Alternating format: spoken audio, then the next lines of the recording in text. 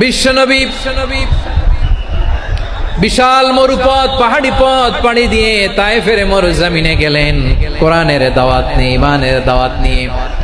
কিন্তু তায়েফের লোকেরা বিশ্বনবীর দাওয়াতকে শুধু প্রত্যাখ্যান করেই থামে নাই, তারা বিশ্বনবীর সাথে অত্যন্ত খারাপ আচরণ করেছে, বিশ্বনবীকে শারীরিকভাবে হেনস্থা করেছে, আমার নবীকে শারীরিকভাবে অত্যাচার করেছে, আমার পেয়ারা নবীর গায়ে পাথর মেরেছে, বিশ্বনবীর গা বেয়ে ঝরঝর করে রক্ত ঝরেছে, নবী জামিনের মধ্যে লুটিয়ে পড়েছেন, আবার মেরেছে, আবার নবী হাঁটতে শুরু করলেন, পেছন থেকে আবার মেরেছে, আবার নবী রক্তাক্ত হয়ে জামিনের মধ্যে লুটিয়ে পড়লেন, আবার মেরেছে।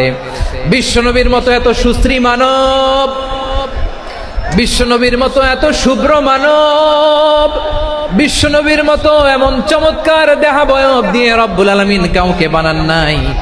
এরকম চমৎকার মানুষটাকে তারা তায়েফের ওই জমিনে রক্তাক্ত করেছে। বিশ্বনবী দুনিয়ার কোনো স্বার্থের জন্য সেখানে যান নাই, নিজের কোনো লাভের জন্য, প্রাপ্তির জন্য যান নাই, তায়েফবাসীদের জাহান্নামের আগুন থেকে বাঁচাতে গিয়েছেন।